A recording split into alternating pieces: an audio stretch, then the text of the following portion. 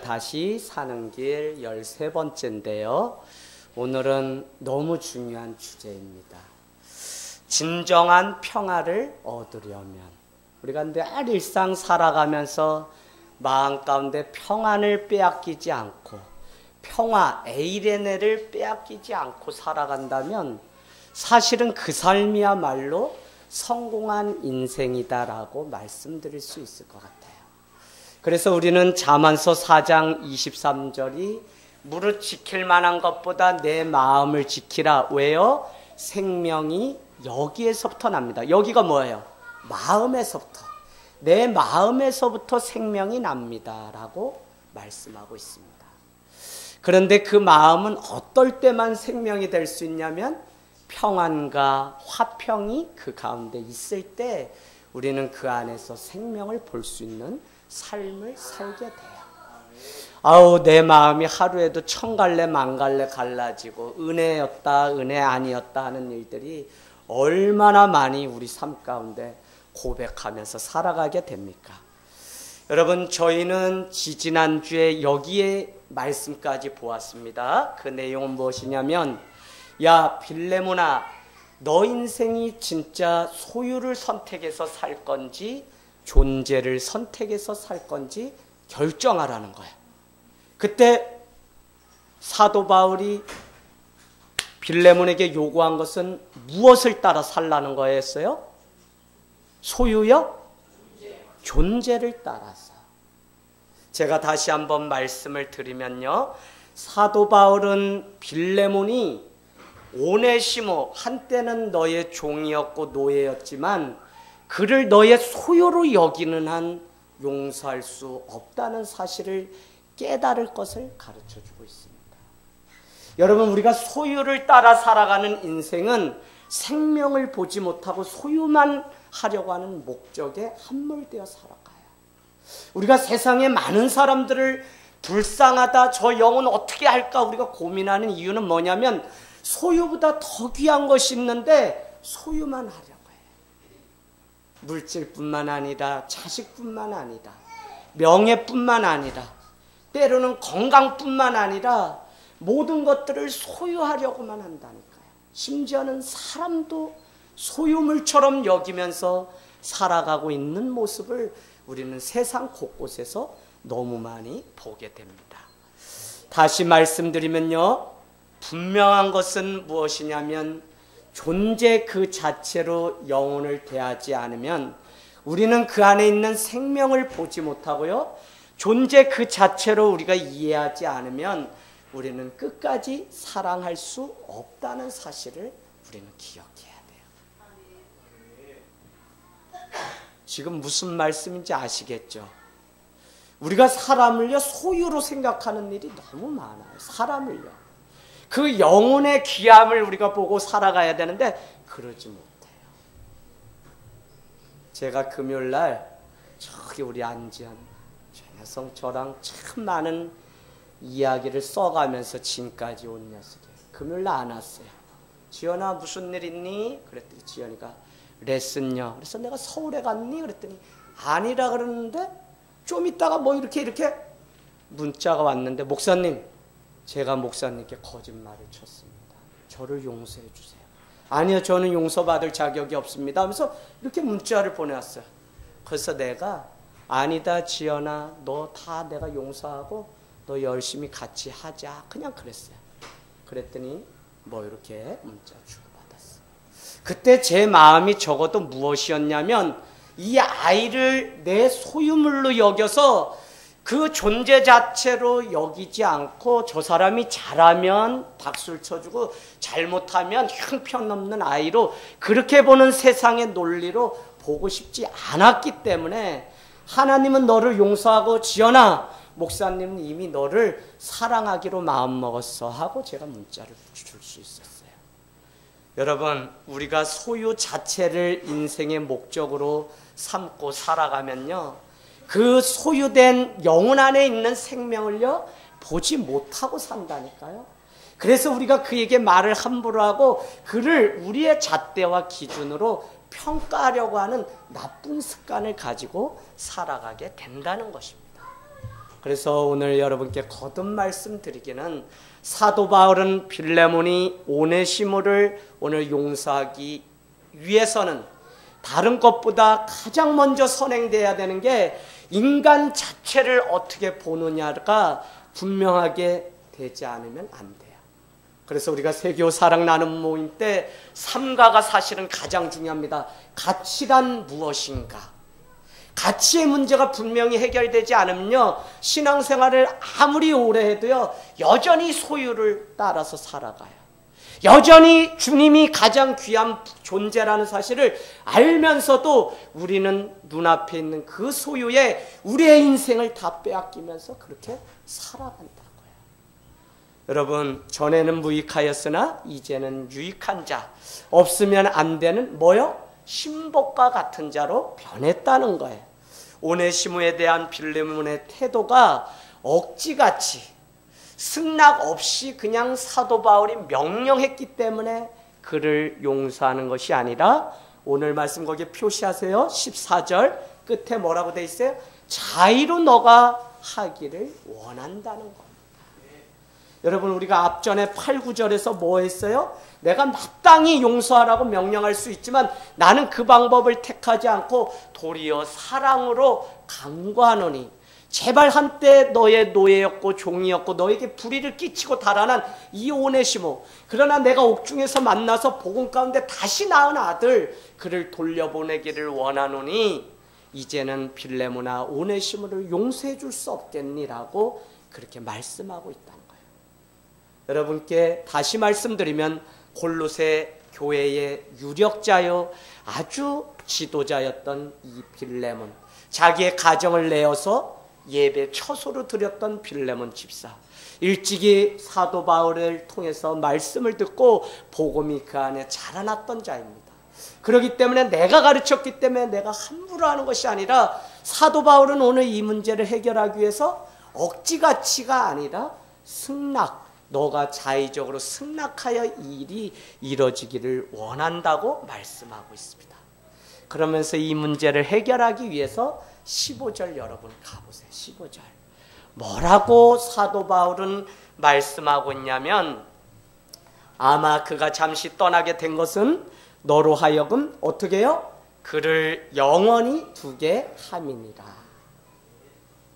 오늘 오네시모가 주인 빌레몬에게 불의를 끼치고 재산에 손해를 입히고 달아났다 로마 군인들에게 붙들려서 옥중에 왔다가 사도 바울을 만나게 되었는데, 사도 바울은 그 주인 빌레몬에게 편지에 이렇게 새로운 믿음의 해석을 줍니다. 그게 뭐라고요? 너에게 불의를 끼치고 잠시 헤어지게 된 것은 영원히 너에게 두려고 하시는 하나님의 계획이 있었기 때문에 그렇다라는 것입니다. 뭐 때문에 이 일이 가능하게 된 거예요? 이제 복음을 만나고 예수 안에서 거듭나서 변화를 경험하게 되니까 잠시 잠깐 있었던 자지만 이제는 영원히 함께 하나님의 나라를 위해서 걸어갈 자로 변화되었다는 사실을 우리에게 가르쳐주고 있어요. 이성애 집사님요, 사람이 변화되나요? 변화돼요? 변화되는 게 어렵죠. 다만 어제도 무슨 이야기 나는데 죽어도 사람들은 안 변하는 것 같아요. 그래요. 그래서 제가 우리 형님한테, 장로님 그렇지 안 변해요. 안 변해요. 변할 수 있는 유일한 것은 온전히 그가 예수 그리스도로 옷 입고 살아가면 그때부터 변화되는 것이지, 그냥 신앙 습관에 따라 와서 앉아있고 우리가 그냥 종교생활하는 것으로는 절대 안 바뀝니다. 그렇기 때문에 변화가 없다고 하는데, 지금도 성경 말씀은 누구든지 예수 그리스도 안에 있으면 변해서 새 사람이 된다는 사실을 우리에게 가르쳐 준다고요. 그러면 우리가 살아가는 신앙의 이 힘이 무엇이냐? 변화를 볼 때만 내가 이 신앙생활을 할 수 있고요, 변화를 볼 때만 교회는 교회로서의 존재가 있다는 것이에요. 내 삶이 지금 변화가 일어나지 않으면요, 우리는 다시 한번 내가 신앙생활 잘하고 있나를 늘 생각해봐요. 물론 뒤로 넘어졌다 떨어졌다 다시 왔다 이러면서 우리는 변화의 과정들을 거치게 돼요. 그러나 적어도 영원한 것은 없구나. 이웃에 있는 한 분이 어제 만났다 오늘 장례식 치른다는 소식을 들으면서도 아하, 영원한 것이 없구나. 영원한 게 뭐가 있을까? 적어도 고민하기 시작하는 이것 자체가 우리 삶의 작은 변화의 시작이라니까요. 그래서 어떻게 살아가야 될까? 그래, 주님 안에 내가 살아가야지. 자꾸 그 은혜가 우리의 삶을 덮게 되면요, 여러분, 내가 붙들고 있는 세상의 많은 것 다 놓아도요 아깝지 않고요, 내가 붙들고 어떻게 조정하거나 비유 맞추려고 하는 모든 건요, 아니요, 주님께 다 맡길 수 있는 믿음과 용기도 생겨요. 제가 아침에 족구 모임 가잖아요. 목사님 죽겠어요. 왜 죽어요? 그랬더니 목사님, 그래 왜 죽겠냐 그랬더니 떠나겠대요. 그랬어요. 뭘 떠나요? 그랬더니 11월, 12월 되면 많은 분들이 또 다른 교회 가면 거기에 뭐가 있겠지 하고 옮기는 시즌이, 새가요, 철새가 있죠. 철새가 이렇게 옮겨가는 거. 근데 여러분, 목사님이 전화가 왔어요. 후배가 새 가정이 가신대요. 권사님이 떠나겠대요. 그래서 원로 목사님이 전화가 왔는데, 저 성도는 나 때 내가 1등으로 세워가지고 했던 권사님인데 목사님 어떻게 붙들어요 하고선 전화가 계속 왔는데 어떻게 해야 될지 모르겠다고 저한테.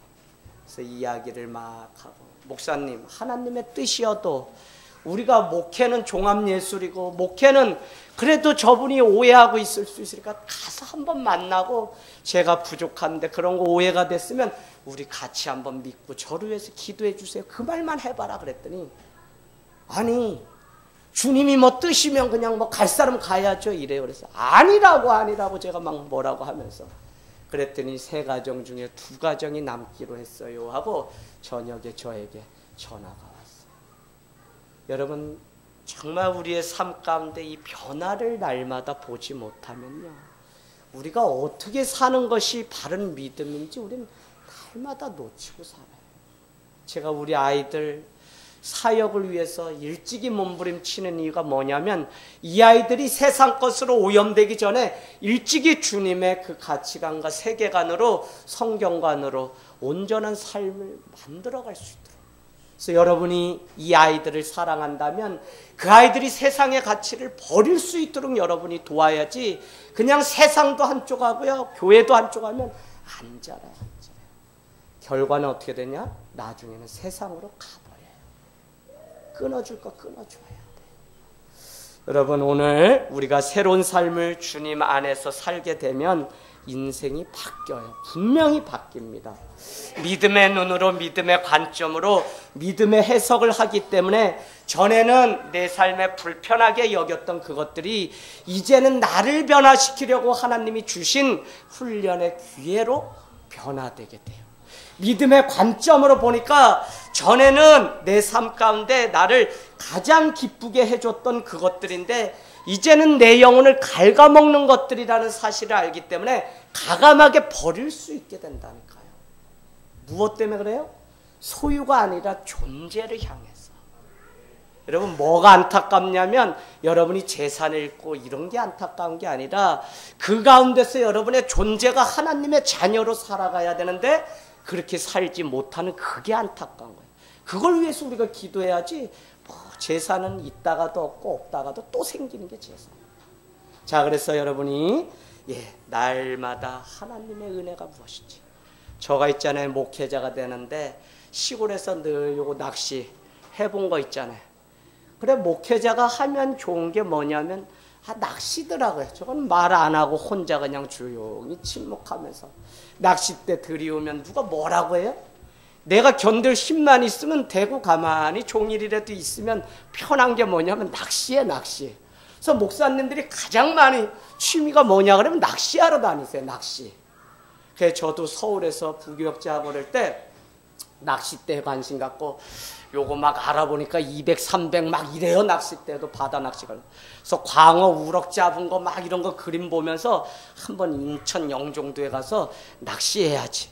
그래서 한번 가서 했는데 잡히니까 라면 끓여 먹고 고추장 한 숟갈 넣어서 끓여 먹어도 라면 맛이 벌써 달라요.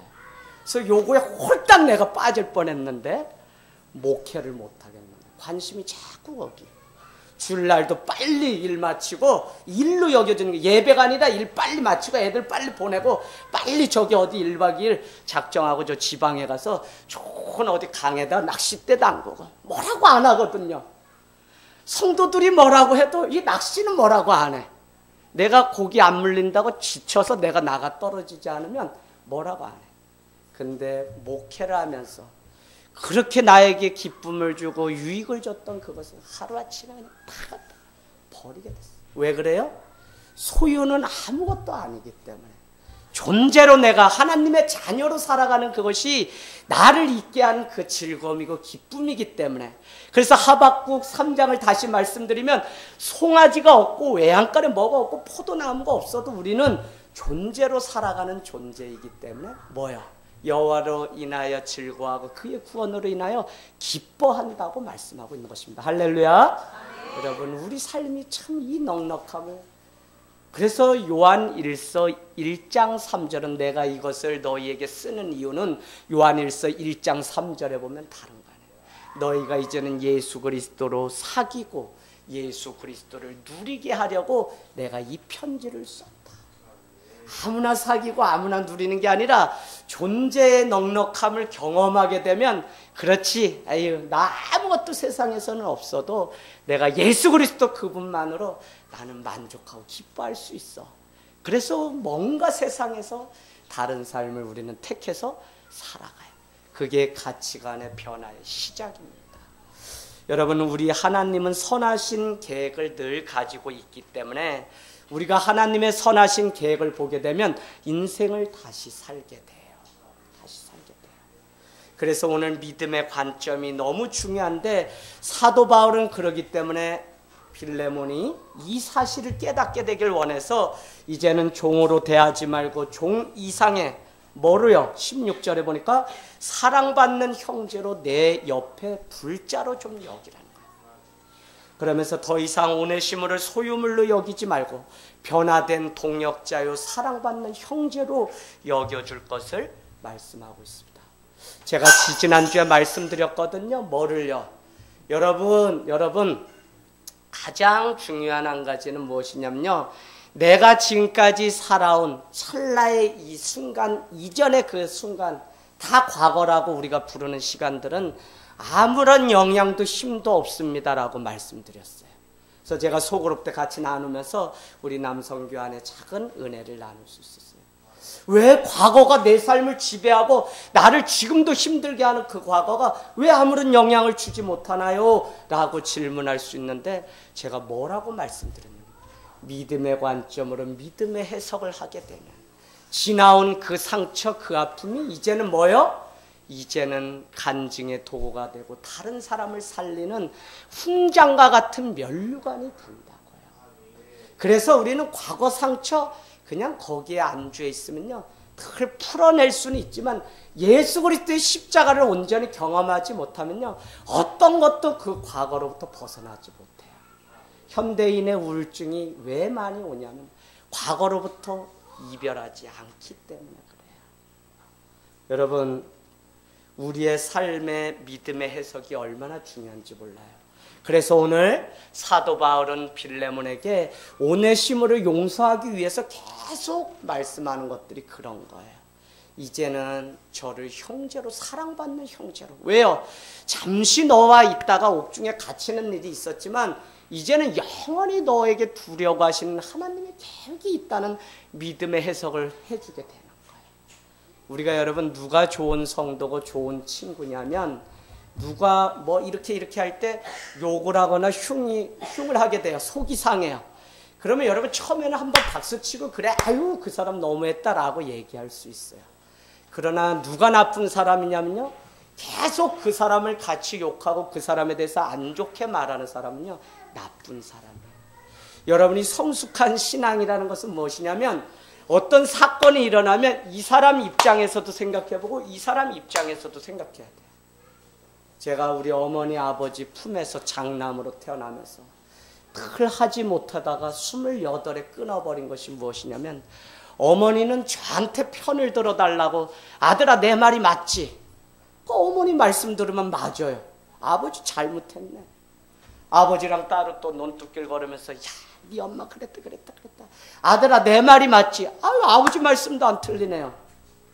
그럼 두 분이 같이 다 틀리고 다 맞으면 같이 손잡고 잘 사시면 되죠. 근데 제가 28때에 목회자로서 이렇게 살면 안 되겠다 해서 객관적으로 이제 말씀해 드리기 시작했어요. 엄마는 이래서 이렇게 생각하셨을 것 같은데요. 아버지가 이렇게 해서 그거 좀 이해해 주실 수 없으세요? 그랬더니 두 분이 동시다발적으로 저를 다 버리게 된 거예요. 저는 어머니 아버지한테 버림받아서 지금 얼마나 자유자가 됐는지 몰라요. 왜요? 어머니 19살에 꽃가마 타고 오면서 상처받은 과거를 나한테 다 보상받으려고 했었는데 제가 그것으로부터 이제 탈출을 했거든요. 뭐예요? 과거가 그만큼 영향이. 그러나 믿음의 해석을 하기 시작하니까, 아, 집사님 그거 집사님이 정말 주님만 의지하게 하려고 하신 거 아니에요? 고린도후서 1장에 보세요, 여러분. 예, 소아시아에서 환난을 당하고 매 맞고 사망 선고받은 자와 마찬가지인데 살 소망이 없게 되었는데 뭐라고 사도 바울이 고백하냐면, 죽음 가운데서 다시 살게 하신 부활의 그 주님을 의지하게 하려고 나에게 소아시아에서 매 맞고 죽을 고비 넘으면서 사형 선고받은 자처럼 살게 하셨고 살 소망까지 끊게 하셨다. 그 과정이 아니면 내가 주님 본다고 하지만 온전히 주님 신뢰하거나 의지하지 않았을 거라고 하는 고백을 하게 돼요. 이런 믿음의 해석, 믿음이 이렇게 중요합니다. 자, 그래서 여러분 오늘 영원의 둘자 종 이상으로 사랑받는 형제, 동역자로 그의 변화가 바뀌었다는 거예요. 근데 이렇게 되었던 이유가 뭐죠? 여러분은 계속적으로 10절을 중요하게 보셔야 돼요. 복음 안에서 갇힌 중에 나았기 때문에. 복음은 뭐예요? 예수님이잖아요. 예수 그리스도. 그분으로 거듭나야만 우리가 자꾸 삶이 온전하게 내 존재가 서가게 돼요. 제가 올해 추수감사절 가장 기뻤어요. 그래도 보니까 우리 교회가 뭐 연주하고 뭐 이렇게 하는가 그런 거 참 기가 막혀요. 어제 제가 요거 대강절이라 뭐 몇 가지 이렇게 가서 사는데 뭐라고 처남이 그러냐면, 이거 사람들 많은데 할 사람 없어. 그래서 우리 교회는 나를 닮았는지 다 요런 데코 이런 거는 다 잼뱅이라서 그냥 몇 가지 갖다 흉내만 낼라 그래요. 그냥 그랬더니 희한하네. 그래서 그럼 어떻게 뭐 행사 있고 뭐 성탄절 이럴 때 어떻게, 올해도요 거의 10에 8은 간증하고, 말로는 우리 잘한다, 말로는. 근데 춤추고 댄스하고 뭐 찬양하고 이런 거는 저도 잘 못해서 성도님들도 다 못해.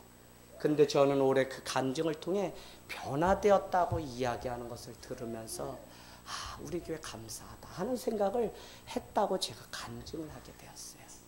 여러분, 무엇이 그렇게 만들었냐면 사실은 말씀 가운데 예수 그리스도를 향해 한 걸음 더 나가는 그 삶이 우리를 변화된 존재로 바꾸었다는 것입니다. 여러분, 이제는 우리가 하나님의 눈으로 정말 사람을 바라보면 꿈이 생기고 기대가 생긴다는 사실이에요. 요한복음 여러분 다시 한번 가보세요. 1장 42절. 요한복음 1장 42절. 요한복음 제가 그날 말씀드렸죠? 뭐라고요? 변화에 대해서 말씀하는 책입니다. 1장 말씀이 육신이 되어 이 땅 가운데 왔습니다. 2장 물이 포도주가 되었습니다. 3장 수가성에서 한 여인이 예수 만나서 항아리를 버려두고 전도자의 삶으로 바뀌었습니다. 4장 뭐였어요? 니고데모가 한밤중에 주님 앞에 와서 변화됐습니다. 5장 38년대 안정병자가 예수 만나고 변화됐습니다. 9장 태어날 때부터 눈먼 소경된 자가 예수 만나서 하나님의 일을 하게 됐어요. 그래서 계속적으로 변화되었다는 사실을 가르쳐 주는데, 4장에 등장하는 니고데모가 21장에 가면 예수님이 십자가에 달려 돌아가셨을 때 아리마대 요셉은 예수의 시체를 달라고 예수님을 장사했다면 누구요? 니고데모, 한밤중에 왔던 니고데모는 예수를 위해서 향유와 모략을 준비해서 왔더라 라는 구절을 통해 그의 인생이 변화되었구나 라는 사실을 우리는 알 수 있다고 말씀드렸어요. 1장 거기 한번 보세요. 42절, 41절, 40절 다 그런 내용입니다. 베드로의 형제 안드레가 길을 가다가 예수님을 만났는데 와서 뭐라고 이야기하냐면 형님 내가 메시아를 만났습니다. 메시아는 다른 말로 뭐죠? 메시아는 히브리어 메시아, 헬라어 그리스도, 다 구원자라는 의미입니다. 기름 부음을 받은 자, 그분을 만났다고 했어요. 그러나 안드레는 쫓아가지만 베드로는 예수님을 쫓아가지 않아요. 그럼에도 불구하고 42절은 뭐라 그래요? 이제 너를 장차 미래에 뭐라고 한다 그래요? 응? 게바, 가르치고 이는 번역하면 뭐라고요? 베드로는 무슨 뜻이에요? 반석이라는 뜻이에요. 자기를 버려두고 달아나는 그 사람을 향해서 오늘 예수님은 뭐라고 했냐면 반석이라고 말씀해 주셨다고요. 이게 중요한 의미가 있어요. 여러분, 소유가 아니라 그 자체를 우리가 존재를 귀하게 볼 수 있을 때 우리는 누군가의 인생을 향해서 그 미래를 기대하거나 소망을 가지고 꿈꾸고 중보할 수 있다고요. 주님은 우리의 현상, 현재를 보고 평가하신 것이 아니라 변화될 우리의 최상을 보시고 반석이라고 오늘 불러주신 주님이라고요. 내가 아무리 수고하고 애써도 주님 앞에 보잘것 없음에도 불구하고 보잘것 있는 인생으로 봐주시는 것이 주님의 은혜라니까요. 할렐루야. 그러니까 얼마나 우리가 큰 은혜를 가지고 살아가냐고요. 그래서 여러분, 도저히 변화되지 않을 것 같은 인생을 변화되는 거. 레이가 사람들에게 착복하던 자죠. 그러나 마태복음을 썼던 마태로 바뀌었어요. 마태가 이름의 뜻이 뭐예요? 하나님의 선물이라는 뜻이에요. 사람들에게 손가락질을 당하던 마태가 하나님의 선물이 되었어요. 자, 우리가 살아가면서 범하는 가장 큰 실수는 현재만 보고 평가하려고 하는 거예요. 그러나 오늘 사도 바울은 빌레몬의 현재, 오네시모의 현재를 보고 평가하라고 말하는 것이 아니라 그가 변화돼서 이제는 동역자여 없으면 안 되는 신복으로 볼 수 있는 눈으로 너가 차라리 바꾸라고 우리에게 요구하고 있어요. 그러면요, 믿음은 무엇이냐면 저 사람이 변화되는 문제가 아니라 나의 눈과 나의 관점이 바뀌는 게 믿음이라니까요. 내가 남편을 향해서, 자식을 향해서, 아내를 향해서 믿음의 눈을 바꾸지 않는 한은요, 일평생 달리 볼 수가 없어요. 그래서 신앙은 다른 사람의 문제가 아니라 나와 하나님과의 관계라고요. 할렐루야. 그래서 여러분, 오늘 사도 바울은 빌레몬에게 간청했죠. 동역자를 대하고 오네시모를 영접하기를 나 바울을 대하는 것처럼 해달라고 그렇게 말씀하고 있습니다. 여러분, 오늘 무조건 용서하라고 말씀하는 게 아니죠. 18절에 이렇게 말씀합니다. 그가 만일 빌레몬 너에게 불의를 끼치고 그렇게 달아난 일이 있다면 그것을 내 앞에 어떻게 하라고요?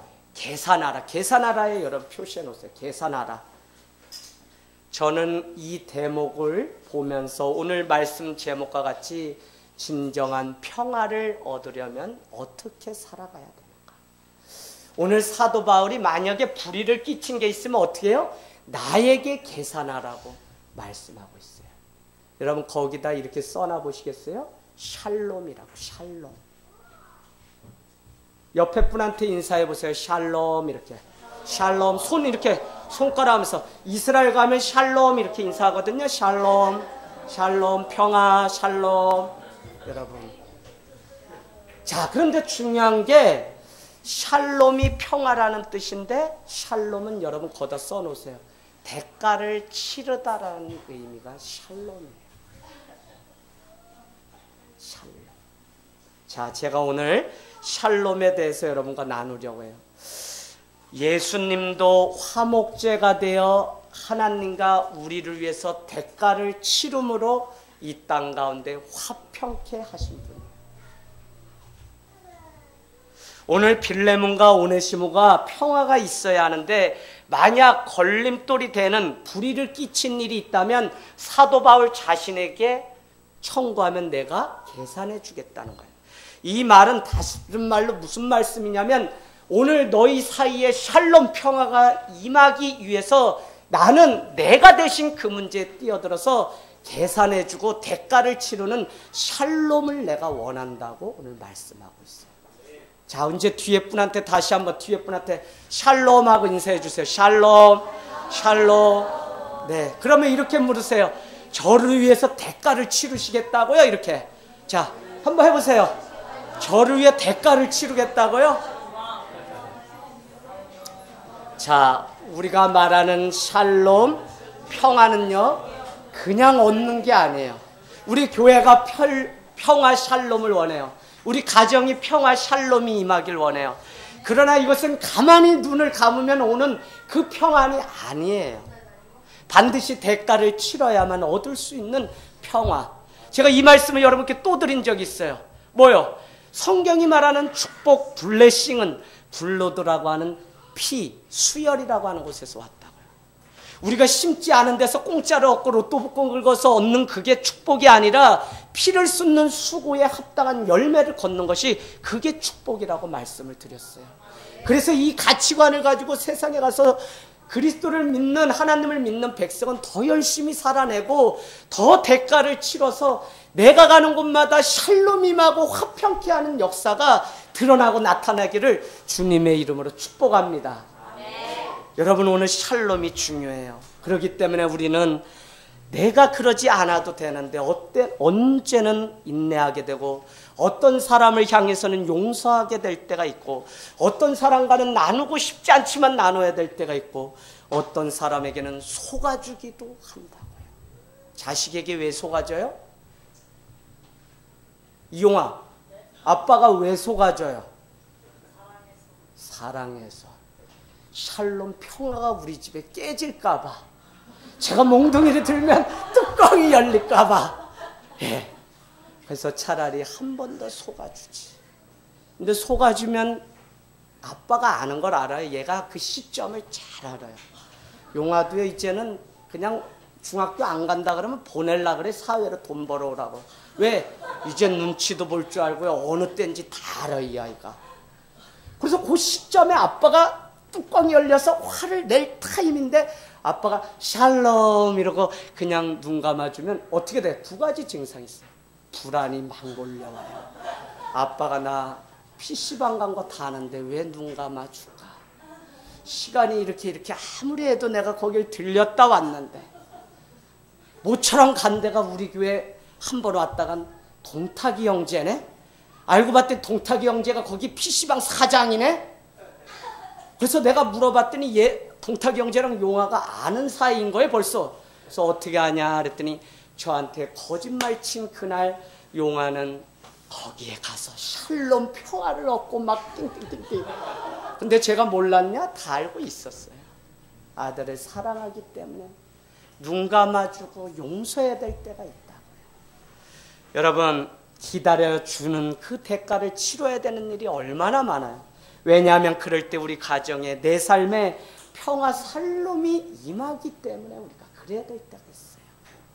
오네시모가 빌레몬에게 끼친 불의에 대해서 없던 일로 여겨달라고 오늘 사도 바울은 말하지 않고 너와 오네시모 사이에 막는 그 막힌 담이 있다면 나는 샬롬을 원하고 평화가 있기를 원하니 내가 차라리 계산을 해주겠다고 오늘 말씀하고 있다는 사실입니다. 더 나아가서 19절에 여러분 이렇게 써놓으세요. 내가 친필로 너에게 쓰노니 내가 갚으려니와. 이거를 법정 용어로 뭐라 그러죠? 공증이라 그러잖아요. 공증. 내가 이 편지 아예 써서 갚겠다고 내가 아주 친필로 써서 보내니 나 거짓말하는 거 아니야. 내가 대신 오네시모로 대신해서 내가 대가를 지불하겠다고 오늘 사도 바울은 말씀하고 있는 것입니다. 여러분, 사도 바울은 그런데 더 재밌는 게 19절이야. 제가 사도 바울을 통해서 이걸 알게 된 이후로 이게 맞겠다 싶어요. 읽어볼까요? 우리 같이 읽습니다. 시작. 내가 이외에 내 자신이 내게 빚진 것은 내가 말하지 아니하노라. 강세로라 권찰님요, 이게 뭔 얘기래요? 지금 빌레몬에게 편지를 썼는데 뭐 얘기가 야리꾸리하게 이게 돌아가거든요. 지금 이성희 집사님 감 잡으셨어요? 뭐요? 너무 나한테 빚진 게 없지 않아. 맞아요. 야, 너도 나인데 빚진 자였어 사실은. 근데 에휴 내가 너한테 빚 갚으라고 말하지 않겠다고 이야기해요. 또 뭐예요? 병 주고 약 주고. 목사님은 천천히 가라고 하고 천천히 하라는데 사실은요 빨리 그 일 하라고 하는 말 같아요 하고 몇 사람이 저한테 그래요. 여러분 오늘 사도 바울은 너도 사실은 내게 빚진 게 있다는 거예요. 그러나 나는 너에게 빚을 갚으라고 말하지 않겠다는 거예요. 그 뒤에 이면에는 뭐예요? 그러기 때문에 오네시모가 너한테 불이 좀 끼친 거 내가 계산해 줄게. 아이 네가 정 안 된다 그러고 정말 받겠다 그러면 내가 해줄 건데 그게 아니면 야 너도 사람이면 생각해봐. 넌 나인데 빚진 게 얼마나 많은데 아유 너 달라 그러면 사람도 아니지. 이런 뉘앙스가 그 안에 살짝 묻어 있다는 거예요. 난 왜 이게 삽입되어 있는지 읽고 또 읽으면서 재밌어요. 사도 바울은 병 주고 약 주고의 전법으로 이렇게 편지를 쓰고 있네. 그러나 여러분 이것이 하나님께 지혜를 구한 기도 제목인 거예요. 우리가 여러분 하고 싶은 말이 있어서 직설적으로 다 한다 그래서 그 문제가 해결되질 않아요. 우리는 우회적으로 때로는 그가 들을 수 있는 귀가 준비될 때 우리는 말해야 되는 일이 더 많아요. 그래서 오늘 사도 바울은 빌레몬에게 깨닫게 해주려고 앞에 이렇게 내가 다 풀이를 내가 다 계산해 주겠다고 이야기하면서 오히려 뒤로. 근데 가만히 생각해 보세요. 야, 너 나인데 빚진 건데 내가 받았어? 이렇게로 이 이야기가 시작되면 나랑 싸우자는 거네? 이렇게 생각할 수 있잖아요. 그래서 한국말 중에 가장 좋은 게 인자분님 아다르고 어다르다. 여러분 그래서 말을 할 때 우리가 지혜를 구하라는 것이 무엇이냐면 같은 말이에요. 들어보면 같은 말이거든요. 그런데도 무엇을 먼저 이야기하고 그 무엇을 먼저 이야기하는 건 다른 거 아니에요. 이 사람이 나의 생각에 동의를 하도록 이해를 시키는 몇 단계의 과정을 거친 후에 우리 교회는 이런 철학으로 가고 있습니다. 이렇게 이야기해요. 제가 왜 이런 말씀을 드리냐면 교회가 나랑 맞지 않는다고 하는 것 중에 많은 분들이 이런 데 오해를 하더라고요. 왜 우리 교회는 이렇게 하지?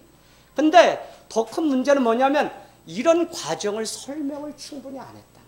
제가 제자 훈련하면서 우리 정혜경 원장님하고 목사님 하늘 땅 교회가 작아도 단단한 것 같아요. 그런 고백을 해요. 그러면서 목사님 어떻게 여기까지 올 수 있었어요? 힘들었죠. 교육이 있으니까 되는 거예요. 목사님 우리 교회 제자훈련 이제 시작하는데 무슨 교육이 있어요? 아니요. 개척에서 6년 차까지는 설교 말씀이 다 교육이기 때문에 딱딱해요. 점점 갈수록 딱딱하죠. 제가 말씀. 다 뭐냐면 같이 우리가 목회 철학과 하나님의 나라의 일을 공유하고 가면서 가장 크게 관심 갖고 여러분하고 고민하는 한 가지 주제는 뭐냐면 교회가 무엇인가에 대해서 저는 6년 동안 여러분과 같이 고민하면서 지금까지 온 거예요. 교회가 무엇인가를 이해하게 되면 오늘 사도 바울이 빌레몬과 오네시모의 그 관계 서로 부족하지만 그 부족함을 인정해주고 부족함을 드러냄을 통해 성숙해지는 교회라고 하는 제가 늘 한 그 말씀이 무슨 말씀인지 여러분은 아실 수 있어요. 여러분 완벽해서가 아니에요. 오늘 한 교회 안에 일어난 일을 일장이 말하고 있지만요. 이 사건은 우리 교회의 일이기도 합니다.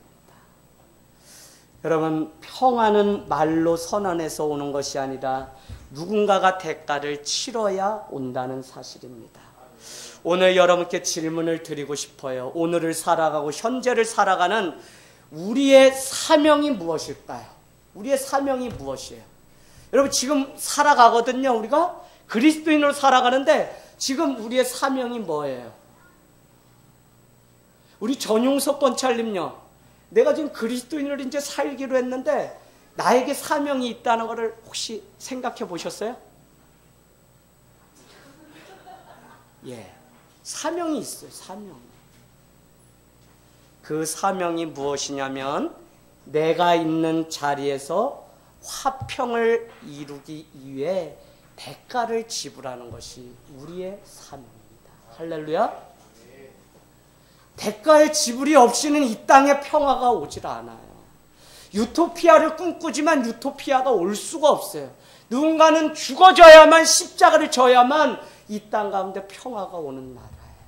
우리 두 사람의 관계가 죽어져야만 평화가 온다니까요. 내가 대가를 지불해야만 평화가 와요. 누구 한 사람의 대가가 아니라 서로. 그래서 고린도 갈라디아서 6장으로 얼른 가보세요. 6장 1절 2절. 여러분 갈라디아서 6장 1절 2절.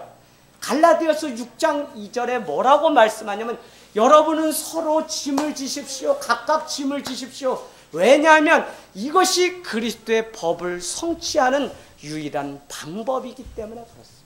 할렐루야. 서로 각각 짐을 지라는 것은 다른 거 아니에요. 서로를 향해서 대가를 지불하는 평화, 샬롬의 그 일들을 여러분이 감당하라는 거예요. 그래서 그리스도인으로서 오늘날 살아가는 우리의 사명은 다른 것이 아니라 오늘 내가 있는 자리에서 화평을 이루기 위해서 대가를 지불하는 것이 오늘을 살아가는 그리스도인의 사명이라는 사실입니다. 할렐루야. 민정숙 집사님요, 집 나오고 싶죠? 올 한해 그냥 나오고 싶죠? 다 그래요, 다 그래요. 나도 그렇게 사이좋다 우리 집사람이 뭐 때문에 말 안 하고 그러면 저도 다, 아유 내가 17년이나 같이 살아줬는데 아직도 내가 뭔 잘못했다. 아이 나 나간다. 그냥 머리 깎고 내가 저기 산으로 갈 수는 없지만, 예, 다 그런 거예요. 그러나 날마다 있는 그 자리에서 대가를 치러야만 샬롬이 우리 가운데 임하기 때문에 그리스도인의 첫 번째 사명은 다른 것이 아니라 있는 그 자리에서 대가를 지불해서 평화가 임하도록 만드는 그것 외에는 없다는 사실입니다. 여러분, 예수 그리스도께서 인류를 위해서 십자가를 지셨어요. 대강절 애드벤트, 다른 말로는 커밍이라는 뜻입니다. 드디어 그가 400년의 침묵을 깨고, 구약에서 신약의 그 기간이 400년의 시간인데 깨고 약속하신 대로 이새의 그 뿌리에서 예수 그리스도가 오신다고 하는 사실을, 이제 곧 왔다고 하는 arrive, 도착이라고 하는 의미가 advent라고 하는 라틴어의 의미예요. 그래서 이제 넋주는 우리는 오늘 기다림과 소망의 불을 밝혔어요. 다음 주는 또 화의 불, 또 계속해서 넋주의 불을 밝히면 그분이 우리 가운데 진정으로 평화의 왕으로 오셔서 턱 우리 인생 가운데 찾아오신다는 것입니다. 여러분, 사도 요한은요 우리에게 선포하죠. 여러분, 요한복음요 16장 33절, 여러분 세상에서는 환난 당해요, 누구나. 그러나 내가 주는, 담대하십시오. 왜요? 내가 세상 끝날까지, 예, 여러분이 이기게 한다고요. 내가 주는 평안은요 세상이 주는 그 평안과 다르다고 그렇게 말씀합니다. 그래서 주님 안에서 예수 그리스도가 지신 십자가를 나도 지고 대가를 지불하는 그리스도인의 첫 번째 사명을 날마다 기억하면서 살아가게 되기를 원합니다. 가정에서도 자식이 문제를 안 일으키는 그것이 평화가 아니라 자식의 그 존재가 하나님을 알고 온전히 따라가는 삶이 될 때 평화가 우리 삶 가운데 옵니다. 우리가 살아가면서 가장 어려운 것은 남을 감동시키는 일입니다. 혹시 여러분은 부모가 자식을 감동시켜 본 적이 있습니까? 감동은 상대방이 생각한 것보다, 상대방이 이 정도는 해야지 라고 하는 그것보다 더 할 때 감동이 와요. 연애를 할 때 아이 저 정도는 당연하지라고 생각하면 감동이 안 되는데 더 대가를 지불해야만 감동이 온다는 거예요. 그래서 피곤하지만 그만한 대가를 치를 때 우리는 감동을 주고받을 수 있습니다. 제가 말씀드렸어요. 가정을 지키기 위해서 사랑하는 아들을 용서해주고 한번 눈 감아 주어야 되는 그 마음. 주님은 심판의 주로 오시지만 사랑의 주예요. 끈질기도록 변함없이 지금도 우리를 사랑하시는 분이라는 사실을 여러분은 더 먼저 기억했으면 좋겠어요. 그분은 말 안 들으면 심판해서 우리를 그냥 불못불에 확 던지고, 이런 가다가 교통사고 나고 막 이렇게 말하는 것은요 위험한 생각이에요. 위험해. 협박하고 겁박하는 거랑 똑같은 거예요. 그럼에도 불구하고 주님은 끝까지 우리를 기다리고 끈질긴 사랑의 추적자가 되어서 그래서 도망가려고 그렇게 애를 무단히 써도 안 되더라니까요. 저도 그랬잖아요. 중3 때 교회 딱 가는 날 왜 자매가 나인데 와서 막 안으면서 형제 사랑해요 막 그러면서 저를 막 하냐고요. 그게 얼마나 부담스러운지 3년 동안 교회를 안 다니는데 계속 3년 동안 우리 집에 쫓아오면서 형제 토요일이에요. 학생 예배 가야죠. 제가 이불에 그냥 농안에 들어가서요. 없는 것처럼 인기척도 안 하고요. 벌써 3시 딱 되면 올타임 되면 인기척 딱 줄고 문 걸어 잠그고 그러고 결국 3년 만에 고3 때 다 주님께 붙들렸는데 이 길을 가려고 하질 않았어요. 강릉 잠수함 사건이 일어났어요. 그냥 호의 진지에 파고선 어느 가을 햇볕이 막 쏟아지는 강원도 인제 그 산골에 이미 군단에 있는 수색대대는 총격전을 이미 해가지고 몇 사람이 사살되고 저기도 많이 죽고 했어요. 이제 마지막 남은 곳이 뭐냐면 제가 지키는 지피 안에 38통문이라고 향로봉 고지. 이거 1급 비밀인데. 예. 북으로 흐르는 유일한 물이 있는 그곳으로 남은 잔당이 넘어갈 거라고 해서 저기 오기를 한 달 동안 그 가을에 추위와 싸우면서 밥요? 전쟁 남요? 고참이고 뭐가 없어요. 제가 말년병장인데 밥을 줘야지 밥을. 보고관이 이렇게 해가지고 똥국이라는 거랑 밥 한 숟갈 이렇게 던져놓고 가는데 고참이고 뭐가 없어요. 후임병들이 밥 배가 고프니까 다 갖다 먹었어요. 저는요. 제가 더덕해 먹고 이런 걸 아니까 짠때 깨먹고 산 거지 한 달을 그렇게 했어요. 그러던 어느 날 죽음이 제 삶 가운데 막 옵니다. 저도 이 젊은 나이에 가면 부모도 있고 장가도 가봐야 되고 꿈이 많은데 어떻게 하지? 그런데 딱 제 손이 가는 곳이 뭐냐면 폭행성경 건빵 주머니에 교회 갈 때 청년들이 한마디씩 잘 갔다 오세요 기도할게요 뭐 제약 형제 사랑해 뭐 이렇게 해서 준 거를 내가 가지고 딱 펼쳤는데 로마서를 읽다 제 마음에 눈물이 흐르기 시작했어요. 로마서 5장 8절 가볼까요? 로마서 5장 8절. 그 말씀이 아니었다면 저는 주의 종의 길을 가지 않았을 겁니다. 로마서 5장 8절 말씀. 여러분도 인생 살다가 어렵고 힘들면 이 로마서 5장 8절을 통해서 끈질기고 변함없이 지금도 나를 향해 나는 도망가고 나는 달아나고 싶지만 지금도 찾아오시는 그 하나님의 사랑을요 여러분이 기억하게 되기를 원합니다. 우리 5장 8절 읽고 마치도록 하겠습니다. 시작. 우리가 아직 죄인 되었을 때에 그리스도께서 우리를 위하여 죽으심으로 하나님께서 우리에 대한 자기의 사랑을 확증하시느니라. 아멘. 5장 1절부터 환난, 인내, 연단, 소망 쭉 하면서 5장에 뭐라 그러냐면 우리가 아직 죄인 되었을 때라는 구절이 나와요. 첫머리에. 그 다음에 우리가 아직 아무것도 아니라고 여길 그때. 그 다음에 5장 8절은 뭐냐면 우리가 죄인 되었을 때에 그리스도께서는 우리에 대한 그 사랑이 얼마나 대단하신지 마지막으로 내가 너를 사랑한다는 그 사실을 알려주기 위해서 결국은 하나밖에 없는 독생자 예수 그리스도를 십자가에 내어주심으로 그 사랑을 어떻게 해요? 확증해 주셨다는 거예요. 야, 그거를 알게 되니까요 영원한 사랑이 여기에밖에 없구나. 변하지 않는 영원한 사랑이 이것이라면 이것을 위해서 내 삶을 드려야 되겠다는 깨달음이 오면서 전역을 해서 신학교로 편입하는 과정들이 있게 된 겁니다. 여러분 정말 우리의 삶 가운데 늘 주님은 우리의 존재를 보시고 지금도 손 내미시고 찾아오시고 지금도요 정말 막힌 담을 헐기 위해서 자신은 십자가의 대가를 치름으로 내어주심으로 우리가 화평과 평안을 누리기를 원하세요. 그래서 우리가 노력을 해서 평안을 얻고 평안을 유지하려고 하는 그것은 금세 바닥이 나고 다 부족함이 여실히 드러납니다. 우리의 노력이 아닌 주님의 은혜 안으로 들어가서 값없이 주시는 하나님의 은혜를 달마다 경험함으로 우리가 있는 그 자리가 주님의 평강이 임하는 하나님의 나라가 되기를 주의 이름으로 축원을 드립니다.